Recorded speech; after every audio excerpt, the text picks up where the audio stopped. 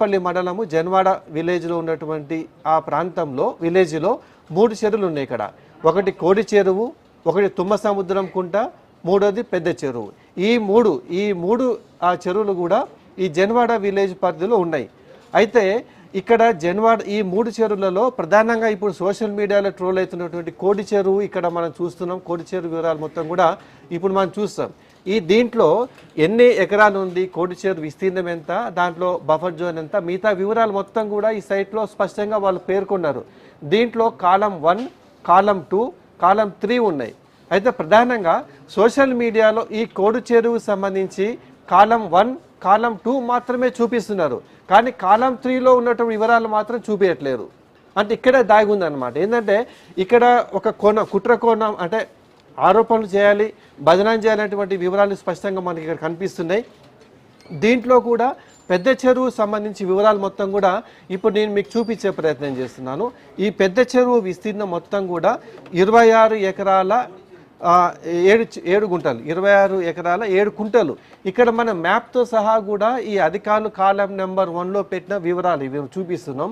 దీని విస్తీర్ణం ఎంత, దీనిలో ఉన్నటువంటి బఫర్ జోన్ ఎంత, ఈ వివరాలు మొత్తం కూడా మ్యాప్తో సహా అధికారికంగా అధికారులు కోడి చెరువు సంబంధించి వివరాలు ఇప్పుడు మీకు చూపిస్తున్నాను. ఈ కోడి చెరువు మొత్తం కూడా 26 ఎకరాల 7 కుంటలు ఉందని చెప్పేసి అధికారికంగా మ్యాప్ ఉన్నటువంటి మ్యాప్ ఇది. దీంట్లో దానికి సంబంధించి అధికారులు ధృవీకరించారు. రెవెన్యూ అధికారులు ధృవీకరించిన ఈ పత్రమే వెబ్సైట్లో పెట్టారు. ఇది ఉన్నది. ఇది 26 ఎకరాల 7 కుంటలు మాత్రం స్పష్టం. దీంట్లో బఫర్ జోన్ ఎంత, అసలు శిఖం ఎంత, పట్టా ఎంత, మొత్తం కూడా దీంట్లో వివరాలు ఉన్నాయి. ఇది కాలం నెంబర్ 1లో హెచ్ఎండిఏకి సంబంధించినటువంటి ల్యాండ్స్, లేక్ ల్యాండ్స్ ఉన్నటువంటి వివరాలు. ఇప్పుడు కాలం 2 చూపిస్తున్నాయి. ఇప్పుడు మీకు ఈ కాలం 2లో ఈ చెరువు, ఇది పెద్ద చెరువు, కోడి చెరువుకు సంబంధించినటువంటి వివరాలు ఇవి. ఈ కోడి చెరువు సంబంధించి వివరాల్లో పవన్ కళ్యాణ్ 2014లో తీసుకున్నటువంటి భూమి, ఇది కబ్జా చేశారని ఆరోపిస్తున్న సర్వే నెంబర్ ఎంత అంటే 706. ఇది ఇక్కడ ఈ కోడి చెరువు మొత్తం కూడా 4 సర్వే నెంబర్లు ఉన్నాయి. 705, 706, 707, 708. ఈ 4 సర్వే నెంబర్ పరిధిలో మాత్రమే ఈ కోడి చెరువు ఉన్నది. ఇది కూడా అధికారులు ధృవీకరించిన పత్రమే. ఇది కాలం నెంబర్ 2లో నమోదు పెట్టారనమాట. ఇప్పుడు కాలం నెంబర్ 3లో చూసినట్లయితే ఈ కాలం నెంబర్ 3 చూపించట్లేరు. సోషల్ మీడియా దీన్ని చూపించట్లేరు. కేవలం కాలం నెంబర్ 1, కాలం నెంబర్ 2 మాత్రమే చూపిస్తున్నారు. కాలం నెంబర్ 3 ఇది కూడా కోడి చెరువుకు సంబంధించిందే. మొత్తం వివరాలు ఇక్కడ అధికారికంగా పెట్టారు ఈ పేపర్.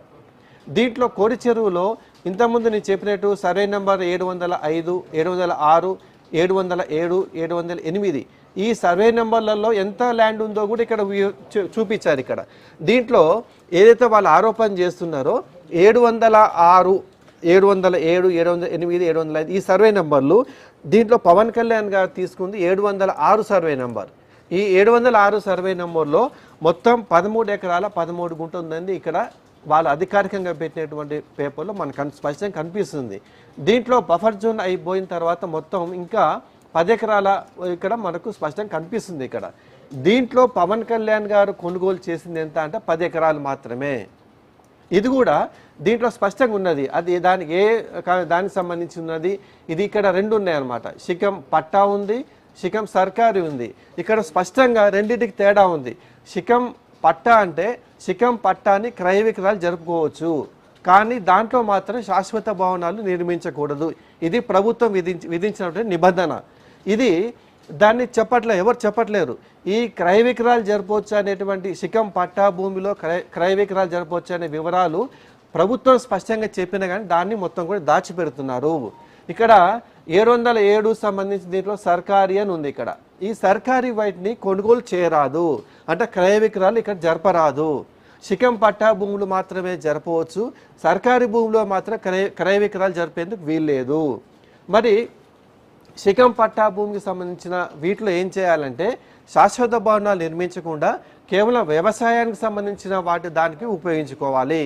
ఇక్కడ పవన్ కళ్యాణ్ కూడా 2014 డిసెంబర్ 15వ తారీఖున ఏదైతే 10 ఎకరాలు కొనుగోలు చేశారో దాంట్లో మొత్తం కూడా